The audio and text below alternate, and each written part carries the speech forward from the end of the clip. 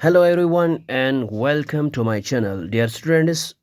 आज हम यहाँ पे प्रूव करेंगे चार्ज ऑफ प्रोटॉन +1 कैसे आता है और चार्ज ऑफ न्यूट्रॉन ज़ीरो के बराबर कैसे आता है। और they are not fundamental particles.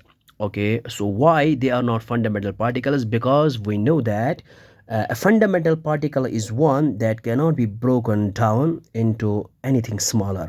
So it has no internal structure. It is the basic building block of nature, तो इनको हम कहते हैं फंडामेंटल पार्टिकल्स।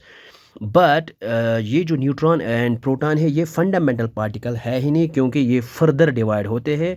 ये बने होते हैं कॉर्क्स के। ओके, लेकिन आज हम यहाँ पे प्रूव करेंगे इनका जो चार्ज है वो +1 और ज़ीरो कैसे आता है। तो यहाँ पे हम लिखेंगे चार्ज, और चार्ज ऑफ प्रोटॉन ये बना होता है two twice up quarks +1 down quark. Okay, तो यहाँ पे हम क्या करेंगे, so to as it is, तो चार्ज ऑन अप कॉर्क जो है ये हमारे पास होता है +2/3, और +1 इंटू ये जो डाउन कॉर्क है इनका जो चार्ज है वो हमारे पास आता है -1/3। ओके, सो इसको हम अब सोल्व करते हैं। 2 × 2 विच इज़ इक्वल टू 4/3, और plus into minus which is equal to -1 × 1 1/3। Okay, अब हम यहाँ से डिनोमिनेटर एक ही लिखेंगे 3, और न्यूमरेटर में सब्ट्रैक्ट करेंगे 4 - 1 which is equal to 4 - 1 is equal to 3/3। अब इनको हम कैंसिल आउट करेंगे तो हमारे पास रिजल्ट आया है +1। Okay,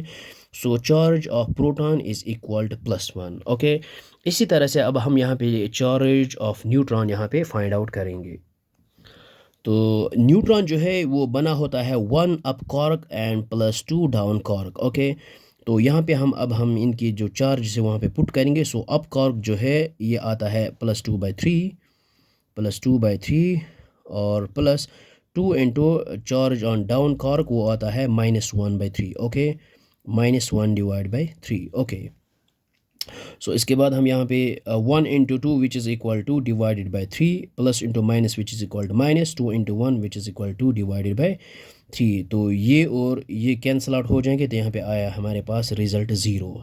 so charge of neutron is equal to 0। Okay, so I hope आपको ये समझ में आया होगा, बहुत ही ईजी है।